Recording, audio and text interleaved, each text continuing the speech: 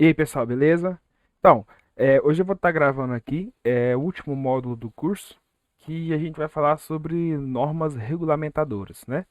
Hoje vamos falar especificamente da norma regulamentadora número 10, que rege todas as normativas para trabalhar com energia, né? Com manutenção, instalação, geração, transmissão de energia elétrica né, em todos os seus âmbitos, até próximos dessas instalações, né? Então, NR10 é de suma importância para pessoas que estão querendo começar ou já trabalham com eletricidade, né, e estão querendo ampliar os seus conhecimentos quanto a isso. Então, a parte da segurança é muito importante, né? Muito importante porque é a gente que está ali, né, trabalhando. A gente tem que pensar que como a gente trabalha de uma forma autônoma ou para outra pessoa que seja, né? A nossa segurança tem que vir em primeiro lugar. Se a gente sofrer um acidente no outro dia, no caso, se a gente for trabalhar autônomo, no outro dia a gente não consegue trabalhar. Então, se não trabalha, não recebe, certo? Então, segurança vai vir sempre em primeiro lugar, né? Nos nossos trabalhos. Então, vamos lá. É, Para a gente começar aqui, vamos fazer uma breve definição do que é uma norma regulamentadora número 10, ou NR10, como ela é conhecida popularmente. É uma norma regulamentadora de segurança e saúde no trabalho, emitida pelo Ministério do Trabalho e Emprego do Brasil. Trata da segurança, instalações e serviços em eletricidades. Então aqui a gente já vai definir que não é somente em instalações, é na instalação e serviços em eletricidade. Serviço já vai englobar tudo. Manutenção, sei lá, vai ser fazer uma casa já está pronta, vou fazer uma área, né? Entra como serviço de instalação, certo? Então, tudo que envolve eletricidade ou pessoas próximas ali vai estar na NR10, certo? Então vamos lá, vamos ver o que mais tem aí. Quais são os objetivos da NR10? Garantir a segurança e a saúde dos trabalhadores que, direta ou indiretamente, interagem com as instalações elétricas e serviços com eletricidade, nas fases de geração, transmissão, distribuição e consumo, incluindo as etapas do projeto, da construção, da montagem, operação, manutenção das instalações elétricas e quaisquer trabalhos realizados nas suas proximidades.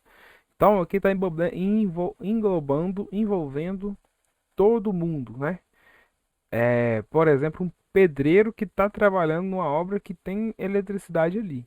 Então, essa norma também vai atingir esse trabalhador aí, ok? Vamos lá.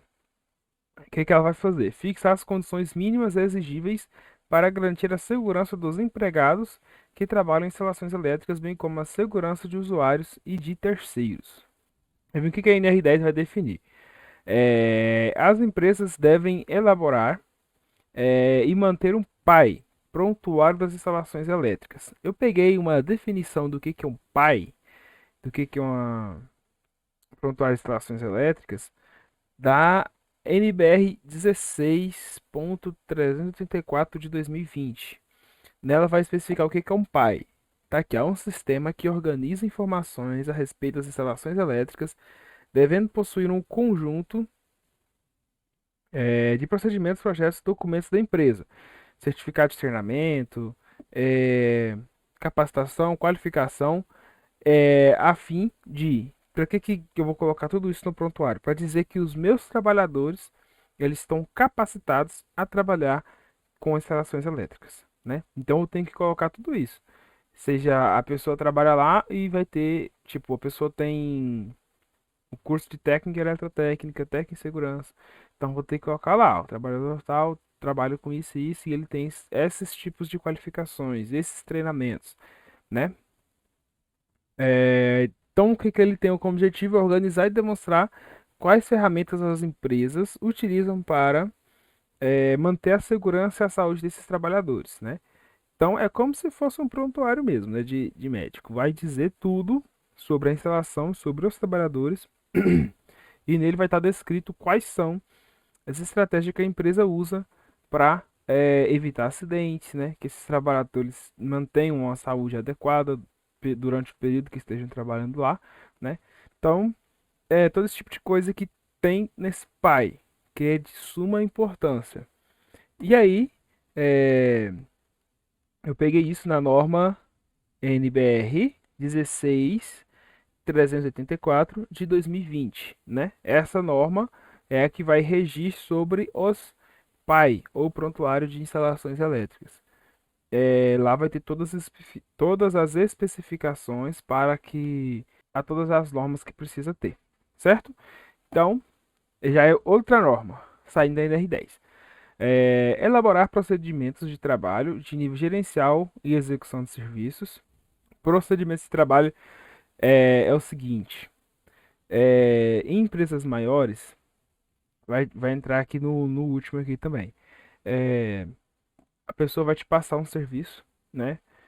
Sei lá, trocar o motor da esteira. Trocar o motor da esteira. Só que aí, não vamos fazer o seguinte: vou chegar e falar, você precisa trocar o motor da esteira. Esse procedimento de trabalho, o que que seria? De passar uma ordem de trabalho de uma forma formal, né? Ou seja, um documento por escrito, com assinatura, um e-mail, né? Alguma coisa que prove que esse serviço foi passado de um superior de uma forma formal, certo? Elaborar relatório técnico de inspeções, laudo elétrico e diagnóstico do sistema de gestão de segurança do trabalho. Então já entra também a parte dos técnicos de segurança. Treinar os trabalhadores em eletricidade e providenciar EPIs adequados.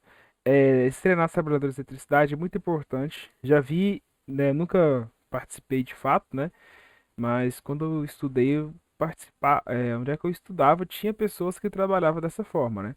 E já via falando que quando, por exemplo, eu vou entrar na empresa para trabalhar como eletricista, no meu primeira semana ali seria tipo um período de integração, onde é que eu iria fazer cursos, qualificação. São cursos que são essenciais para trabalhar na empresa, né? Tipo, pelo menos entender o mínimo do que está acontecendo ali, para a hora que chegar na prática já tá tudo de ok, né? E por último, providenciar EPIs, que é responsabilidade da empregadora. Então, se você começar a trabalhar, a empregadora deve te fornecer os EPIs de forma, é, o EPIs conservados e que estejam em condições de uso, né? E aí isso já entra também em outra norma, a norma dos EPIs, mas dando uma leve passada, é de responsabilidade da empresa te fornecer esses EPIs, mas é de responsabilidade sua é, manter eles em estados bons de conservação. Então, é seu dever cuidar desses materiais que você vai receber. Você recebeu capacete, colete, então é sua responsabilidade conservar eles, cuidar deles. Mas é responsabilidade da empresa te fornecer eles, certo? E caso precise de ser substituído, por exemplo, botina, rasgou, né? Você precisa notificar a empresa que você precisa de um EPI novo, certo? Isso também é sua responsabilidade. Notificar a empresa quando você precisar de um novo EPI, substituição de EPI, certo? E aqui são novidades da NR10. Utilização de bloqueio e sinalização. Isso daqui eu vou passar um pouco para frente agorinha, mas é importantíssimo isso daqui. Para mim é até importante quando a gente vai fazer uma instalação numa casa de alguém, porque é o seguinte, bloquear e sinalização. Isso é para quê? Para bloquear, impedindo a energização do circuito. Você está mexendo no circuito de iluminação, por exemplo. E aí o que que você faz? Você bloqueia de alguma forma esse circuito para impedir que ele seja religado. Com cadeado, ou com sinalização, ou trancando o quadro, trancando o disjuntor. Alguma forma tem que existir para que seja possível bloquear esse circuito, certo? Vou passar para frente os passos, né, que a gente vai fazer para fazer uma manutenção em eletricidade daqui a pouco. EPIs, resistente à inflamabilidade. Todas as roupas e acessórios que um eletricista vai usar, ele tem que ser anti-chama. Não pode pegar fogo. Roupa, camiseta, luva, capacete, botina, praticamente tudo do que vai usar de roupa vai ser anti-chama. Obrigação de autorização formal de trabalho é o que eu falei no slide passado. Você precisa receber de uma forma formal uma ordem de serviço. Falando, ó, fulano de tal precisa fazer serviço tal, manutenção no motor e assinatura ou um e-mail, né? Coisa assim, de uma forma que você consegue comprovar que você recebeu aquela forma de ordem de serviço, né? Já tem uma dica, caso você queira provar alguma coisa que você falou ou que foi dito a você, tente fazer isso por e-mail, né? Por e-mail, é, não tem como, né, falar que não enviou, porque lá no e-mail é uma forma, como é que fala? É, formal, né? E segura para você comprovar que aquilo realmente foi passado, né? Porque lá não tem como você fazer um e-mail fake, por exemplo, né? É o que foi, é o que vai ser. Obrigatoriedade da análise de risco. Treinamento de eletricista em áreas classificadas, introdução de dispositivos de treinamento e outros. Então lá, treinamento de eletricista em áreas classificadas. Aves risco de explosão são áreas classificadas, por exemplo, trabalho em altura, né? Então, cada tipo de área existe um tipo de treinamento específico para se trabalhar ali. É como eu falei, no primeira semana ali da empresa, eles vão te passar esse treinamento, né? Às vezes na empresa existe muito espaço confinado, né? E aí você não tem costume de trabalhar em espaço confinado, não sabe qual que são as medidas de segurança que você deve adotar caso aconteça algum acidente, caso você veja que existe algum risco, né? Quais as medidas de segurança que você deve adotar para que evite maiores riscos à sua própria saúde, né? Então esses treinamentos vão ser passados pela empresa a você, tá? Introdução de dispositivo de travamento, que é bloquear o circuito, né? Travar o circuito para que não seja ligado. E obrigatoriedade da análise de risco. Eu deixei para falar por último, porque a análise de risco é muito importante. O que seria uma análise de risco? Também conhecida como APR, Análise Preliminar de Risco. Eu peguei uma definição aqui também. Ó, análise preliminar de risco é o documento, então ele é um documento, então ele vai ser, você deve fazer ele e passar de uma forma formal, com a sua assinatura, né, tudo bonitinho. Que mapeia as etapas de execução do trabalho em determinado local, com o objetivo de definir e prevenir possíveis riscos de operação, geralmente desenvolvidos por profissionais da área de segurança do trabalho para prevenir riscos de saúde. Funciona da seguinte forma: eu vou receber um papel, né, um documento, papel, e nele vai estar escrito descrição da atividade. O que que eu tenho que fazer? Trocar a lâmpada. Quais são os riscos que eu tenho para eh, trocar a lâmpada? Risco de choque elétrico, risco de queda, É, hum, tá. Corte, às vezes cortar a mão com alicate. São coisas assim, a gente vai descrever, mesmo que seja óbvio, faça, nossa, mas isso é óbvio. Eu vou escrever isso tudo lá, tá? Então, e aí depois eu escrevo o que que eu devo fazer para evitar esse tipo de risco. Queda, se possível, né? Às vezes não é um lugar que tem possibilidade de usar o cinto de segurança. Cinto de segurança. É, apoiar bem a escada para evitar que a escada escorregue ou tombe, né? A gente sabe que tem a NBR, a NR35 para trabalho em altura, né? Que já vai regir como você trabalhar acima de 1,5 m, eu acho. Se eu estiver errado, é 1,5 m, 1 m e pouquinho. E aí, né? Nessa norma já vai te dizer o que você deve fazer.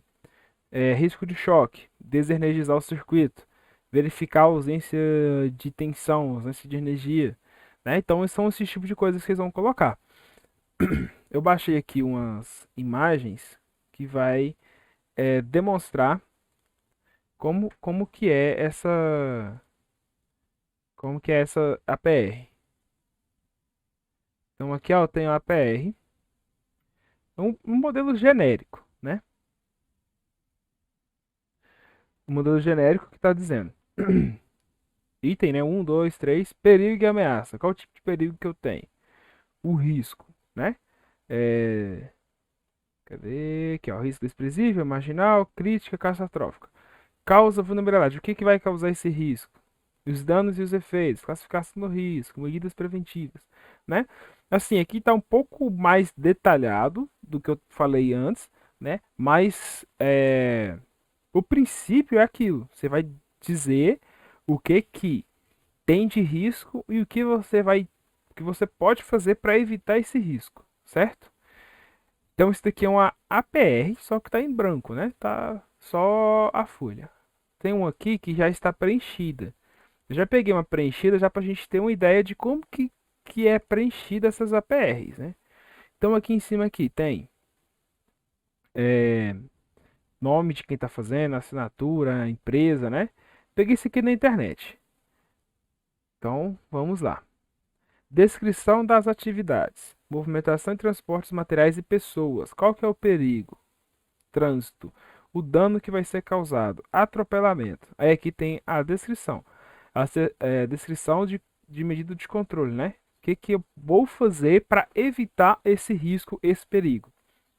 Acessar com EPIs básicos do local. Sapato de segurança, óculos de proteção, capacete de segurança, conjugular, protetor auditivo e somente transitar pelas faixas de segurança. Respeitar e obedecer a sinalização de tráfego de veículos, não falar ao telefone ou escrever mensagem enquanto dirige ou opera equipamentos. Mano, são coisas assim que pra gente pode ser o óbvio, né? Você fala, é óbvio que eu não vou dirigir mexendo no celular, né? Mas deve escrever e a gente deve atentar isso, né? Às vezes a gente tá nem pensando em mexer no celular e tal, mas chega uma mensagem, dá uma olhadinha e tal. Então a gente deve ficar sempre atento a esse tipo de coisa, né? Para evitar acidentes. Operação manobra do caminhão de bitoneira. Perigo, trânsito ou dano, atropelamentos e colisões. O que eu devo fazer para evitar isso? Sinalizar a testada da rua com cones e fitas zebradas, manter a área isolada e ter um profissional habilitado. Então aqui a gente já tem, na primeira aqui temos aplicação de EPIs e aqui embaixo a gente tem a aplicação de EPCs. São equipamentos de proteção coletiva, né? Que é o quê? Sinalização, que sinalizar a rua atestada, a rua atestada de sinalizar a atestada da rua com cones e fitas zebradas. Cones e fitas zebradas são EPCs, né? Manter a área isolada. Como você vai manter essa área isolada? Com sinalização, EPCs. Ou placa de aviso, fala, ó, área interditada, não atravesse, são considerados EPCs, avisos. Certo? Então aqui já tem a definição e a empregação do que é o EPI e do que é um EPC. E por último, engate dos mangotes e descida dos mangotes na laje. Perigo, batida contra, queda de nível diferente, ferramentas afiadas, desnível, queda de materiais, materiais cortantes. Quais são os danos? Ferimento, luxações, lesões dos membros superiores e inferiores e cortes. Descrição: o que eu vou fazer para evitar isso? Utilizar luva de proteção, capacete conjugular, uso de máscara de proteção do Covid-19, redobrar a atenção, instalações da proteção de periferia ou guarda-corpo, né? Então, também são EPIs e EPCs aqui já sendo empregados. Então, a gente já tem definição disso tudo e como que a gente vai fazer uma APR, né?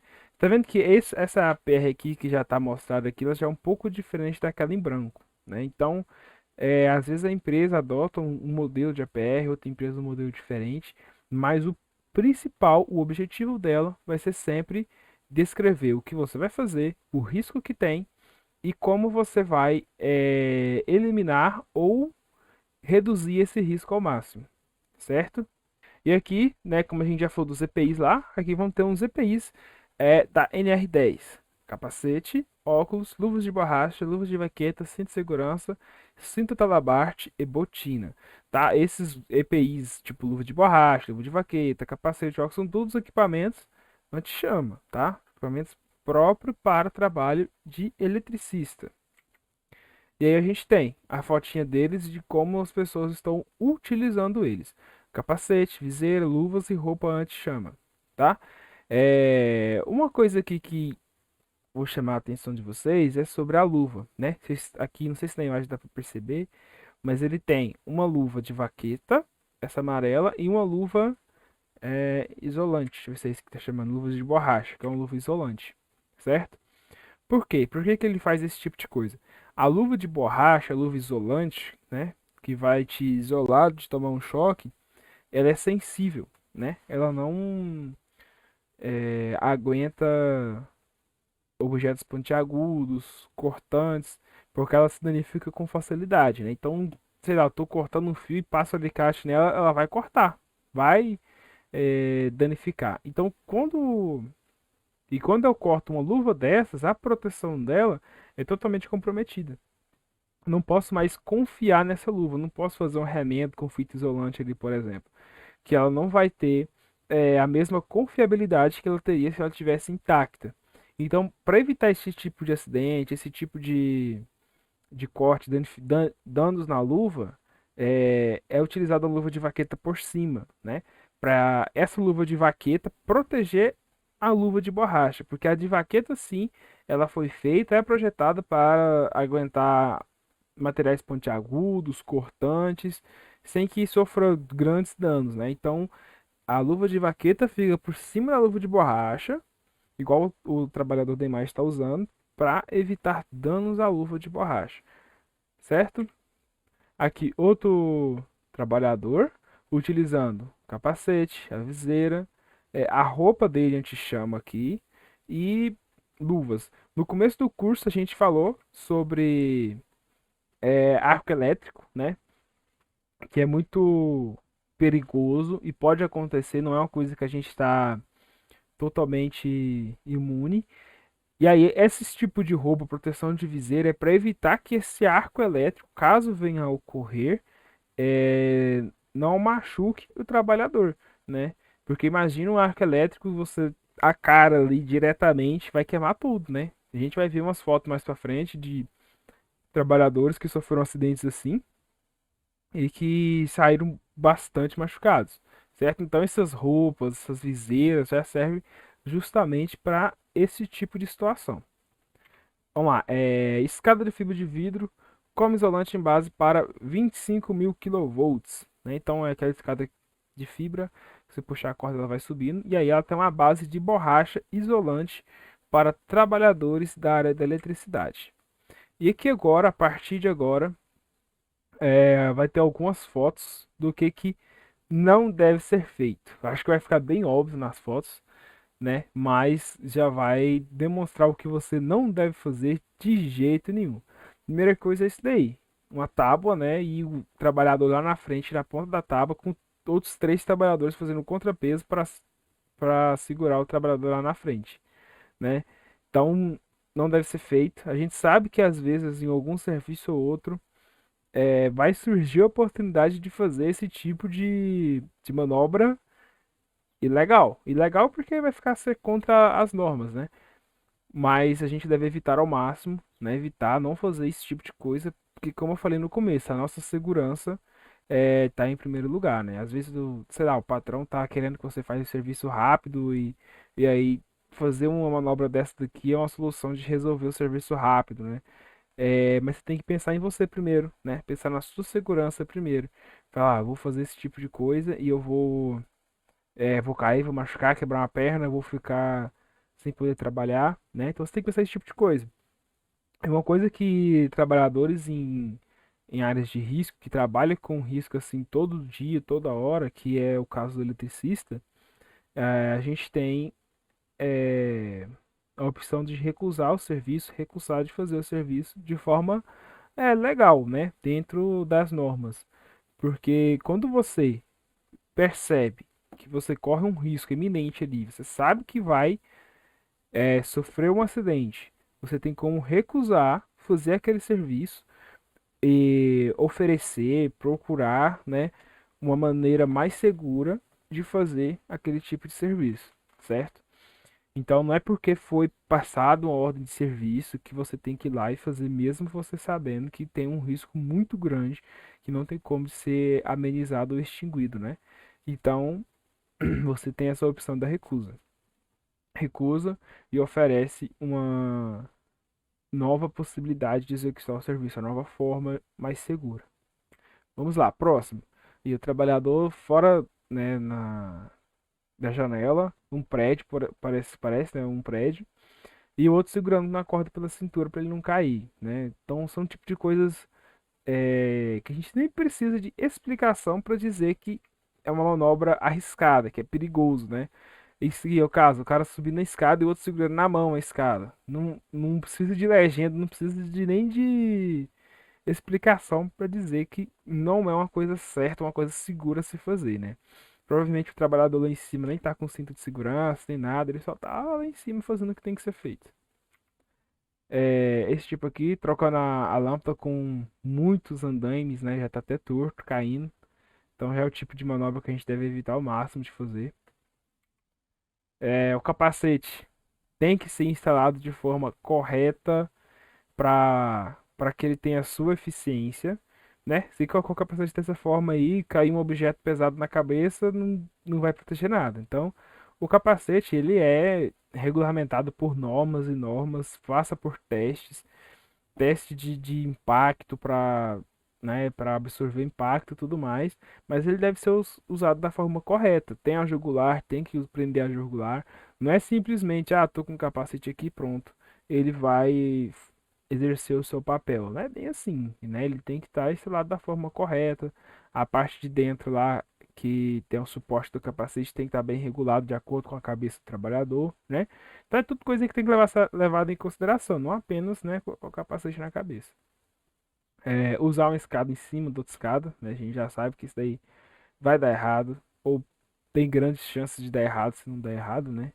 Então, são o tipo de coisa que a gente tem que evitar. A gente sabe que a chance disso aqui dar errado é grande, né? A chance de uma escada em cima de outra escada escorregar e acontecer a queda, quebrar o braço, né? Uma lesão aí é grande. A gente sabe que pode acontecer, então a gente evita de fazer esse tipo de coisa.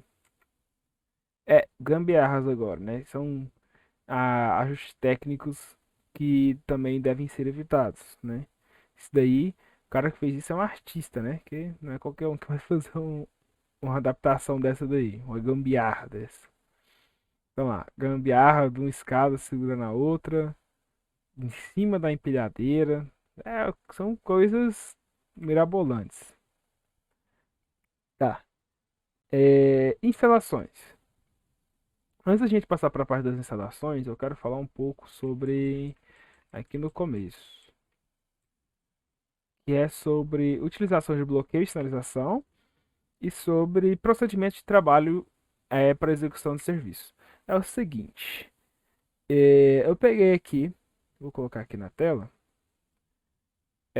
o item 10.5 da NR10, que ele vai falar sobre segurança em instalações elétricas desenergizadas, né? Porque o que a gente vai trabalhar desenergizado. Tá lá. Deixa eu só arrumar isso daqui. Acho que aqui vai ficar melhor. Eu dei zoom.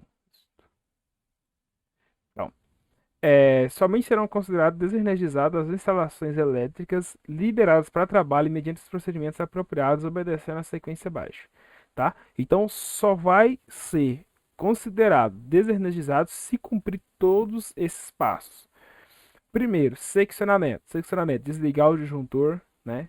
Ou chave seccionadora, disjuntor motor, contatora. Tem que desligar o circuito de alguma forma. Impedimento de reenergização. Esse impedimento vai ser o bloqueio e a sinalização. O bloqueio vai ocorrer como? Cadeado, né? Vou lá e tranco o quadro, tranco o disjuntor, tranco a chave seccionadora para impedir que ela seja religada. E junto com isso, eu vou fazer uma sinalização. Vou pegar uma plaquinha, provavelmente na empresa já vai ter essa plaquinha, pregar lá e falar, ó, circuito de manutenção, por favor, não energizar, não ligar, né? E aí, essa chave do cadeado que vai trancar esse quadro vai ficar no bolso do trabalhador que está trabalhando no circuito. Porque é ele que vai religar o circuito, quando ele mesmo vê que é seguro para fazer essa reenergização, certo? Então lá, constatar a ausência de tensão com que? Com chave de teste, multímetro, né? São formas da gente verificar se tem energia ou não. Com ferramentas. Você não vai colocar a mão lá para ver, não tem energia mesmo. Multímetro, chave de teste, vou lá e faço o teste. Instalação de aterramento temporário com equipotencialização dos condutores do circuito. Isso daqui eu já vi sendo utilizado quando vai fazer manutenção em redes aéreas de distribuição. Aqueles fios lá são todos desencapados, né, nus. E aí o que que acontece? Vai fazer uma equipotenização dos condutores. O que que é isso? Eu vou conectar todos os condutores um no outro. Equipotenização é colocar todos os condutores no mesmo potencial, na mesma diferença de potencial. E vou colocar, emendar todos eles um no outro, fazendo a ligação de todos eles. E essa ligação eu vou ligar no terra. Então, qual o potencial que eu vou colocar? O potencial da Terra, potencial zero, nosso referencial zero, né? Então quer dizer que eu não vou tomar choque se todos os condutores estiverem interligados e ligados ao Terra. Para que eu vou fazer o aterramento? Caso venha ocorrer alguma tensão na linha, corrente na linha, o Terra vai ter o papel de extinguir essa tensão e não chegar ao trabalhador, certo? Proteção dos elementos energizados existentes na zona controlada. Às vezes o trabalhador vai fazer um trabalho no circuito,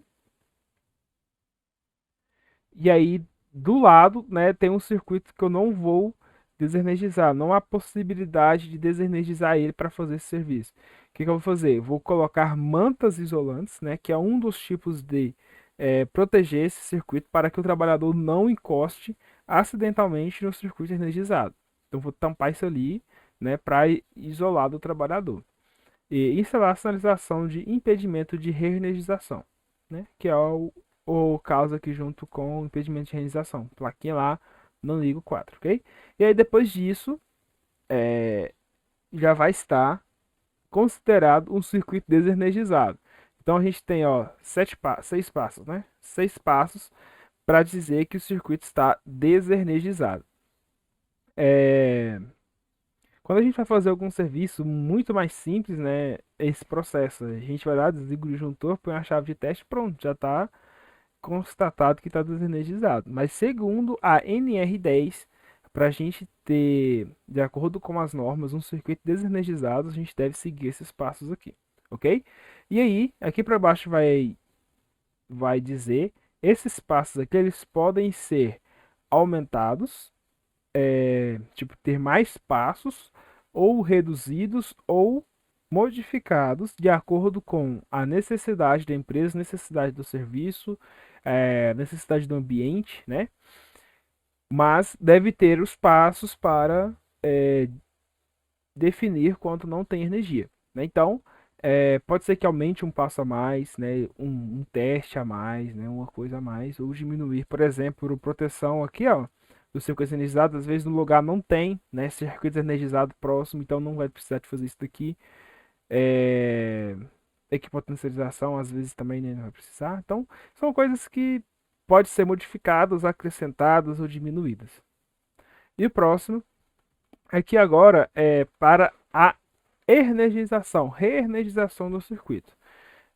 O estado da instalação desenergizada deve ser mantido até a autorização para reenergização, devendo ser reenergizada respeitando a sequência de procedimentos abaixo. Então, tem uma sequência de passos que vai ser feito para religar esse circuito. Retirada das ferramentas, utensílios e equipamentos. Isso é muito importante, que depois de ligado, vou ter que ir lá na zona de risco pegar minhas ferramentas. Então, primeira coisa, tira tudo. Retirada da zona descontrolada de todos os trabalhadores não envolvidos no processo de reenergização. É, Remoção do aterramento temporário da equipotarização das proteções adicionais. Né, se for um circuito, fase, e eu equipotencializei elas, na hora que eu ligar com isso daqui junto, vai dar um problema danado, né? Então, tem que remover o aterramento.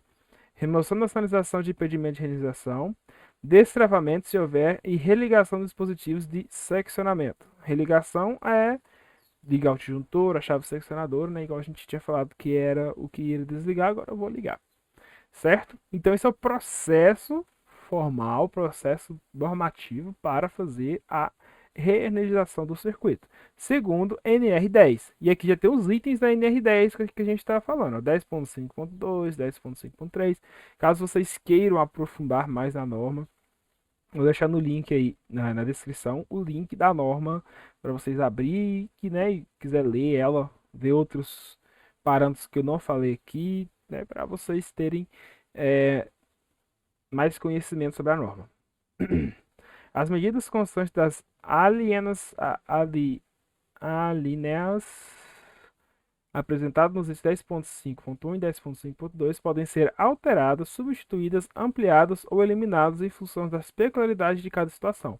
Profissional por profissional legalmente habilitado, autorizado e mediante justificativa técnica previamente formalizada, desde que seja mantido o mesmo nível de segurança originalmente preconizado.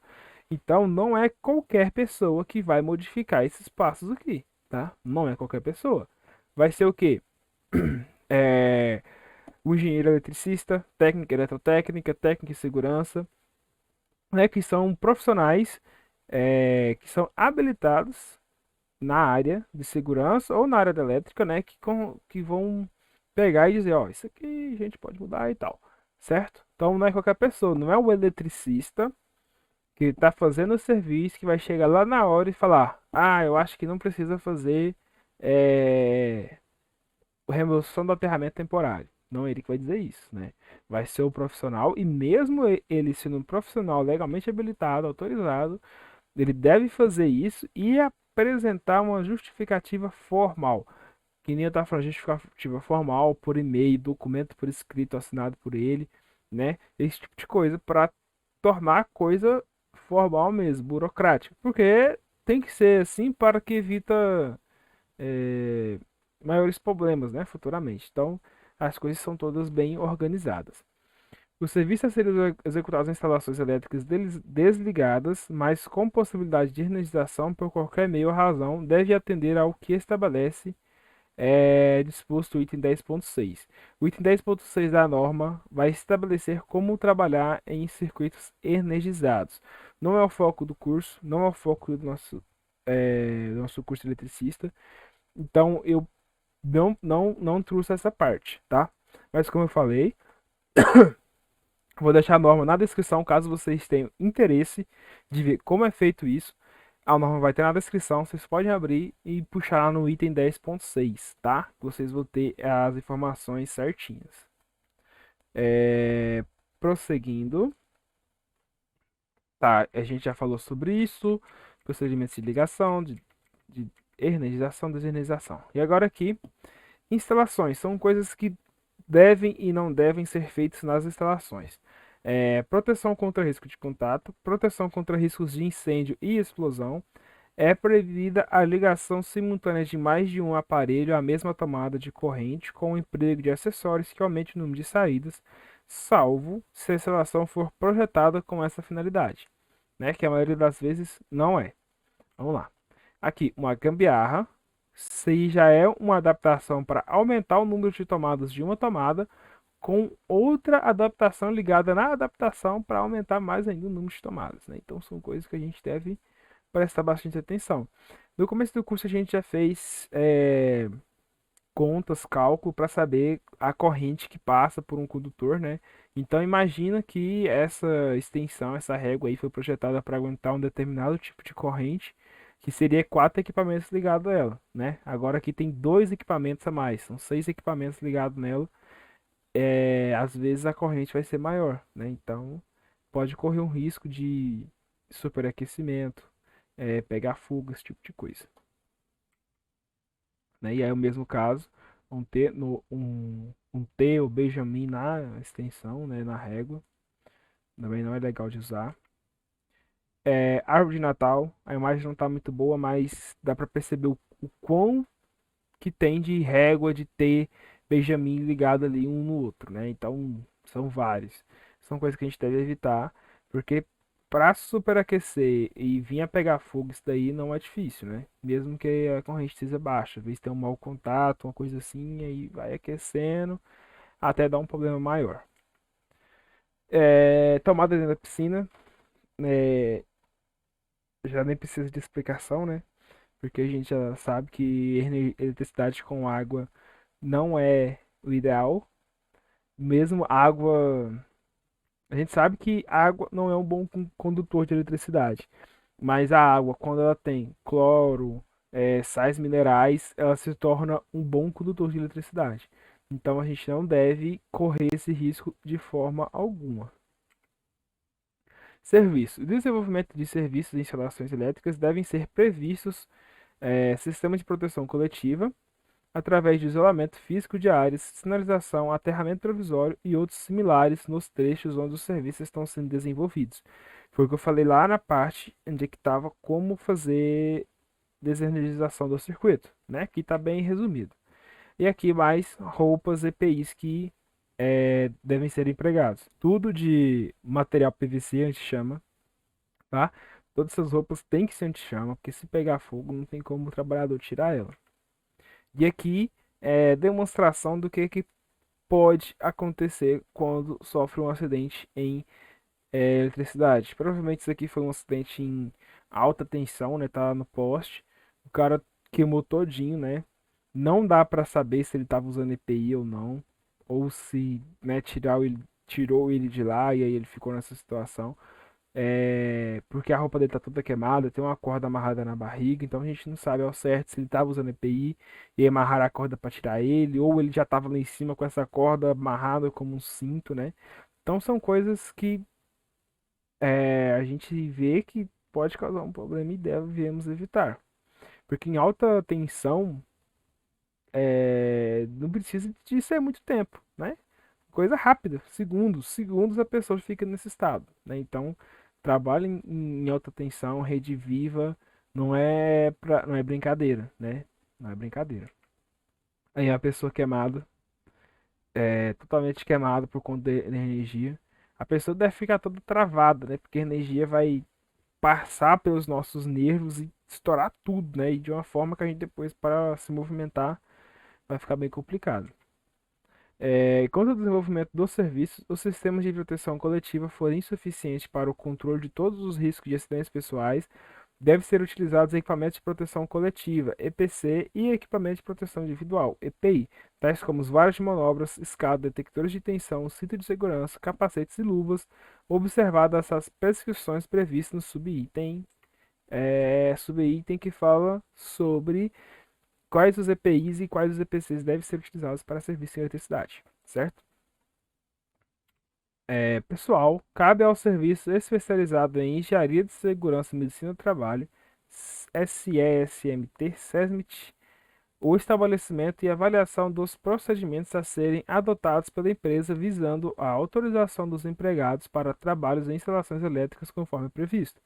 Então, essa SESMIT aqui é o que vai fazer o treinamento que a gente falou lá no começo. Quando a gente chega na empresa, treinamento de segurança, quais são os primeiros passos aí que eu devo fazer para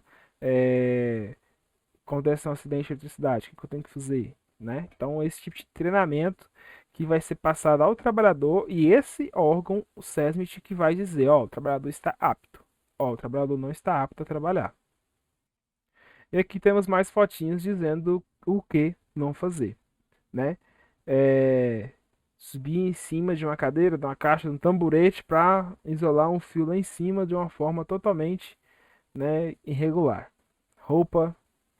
A gente sabe que às vezes pode fazer esse tipo de serviço em casa, mas no mínimo usar uma escada, desligar o circuito, né? A gente tem o padrão, tem o quadro dentro de casa, desliga o circuito, verifica a ausência de tensão e assim faz a manutenção. São considerados profissionais qualificados aqueles que comprovem perante o empregador uma das seguintes condições: capacitação através de curso específico do Sistema Oficial de Ensino, capacitação através de curso especializado ministrado por centro de treinamento e reconhecido pelo Sistema Oficial de Ensino, capacitação através de treinamento na empresa conduzido por profissional autorizado, das instruções relativas às precauções do trabalho prescritas no subitem devem constar orientação quanto à identificação e controle dos riscos e quanto aos primeiros socorros a serem prestados em caso de acidente do trabalho. Todo profissional qualificado autorizado a trabalhar em instalações elétricas deve ter essa condição anotada no seu registro do empregado, certo? Então, não é simplesmente ir lá trabalhar, não. Tem o tanto de coisa que tem aí. Ser capacitado e ainda ter as instruções de segurança no trabalho. Responsabilidade: todo responsável pelas instalações elétricas e os profissionais qualificados e autorizados a trabalhar em instalações elétricas devem zelar pelo cumprimento dessa norma regulamentadora, NR10. os engenheiros, técnico de segurança, técnico eletrotécnica, técnico de edificações, é, agremessura, todos os profissionais que trabalham na obra diretamente, né? Que pode ser o responsável da obra, até os técnicos podem ser responsáveis, ou às vezes eles não são responsáveis, são é, supervisor, ou tá trabalhando ali, mão na massa, né? Então, eles devem, né, zelar o cumprimento dessa norma. Eles devem, né, porque eles têm o conhecimento da norma, sabem como a norma funciona, então eles têm esse dever de é, cumprir o cumprimento da norma, certo? E aqui é o nosso fim da apresentação de NR10. Espero que eu tenha explicado certinho para vocês. Espero que não tenha ficado é, nenhuma dúvida para vocês, que vocês tenham entendido certinho. Caso vocês não tenham entendido alguma coisa passou batido, eu não falei, vocês podem estar mandando mensagem lá no grupo para os alunos do curso, né? Manda mensagem lá no grupo, no privado, perguntando.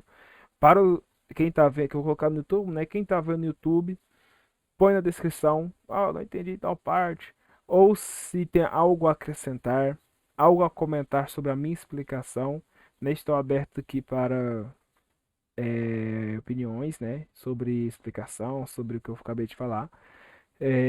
Tô aberto, descrição, fala na descrição, ó, isso aqui e tal, né? Explica certinho, que a gente vai conversando, tá? Não é, eu não sou a verdade absoluta aqui, ok?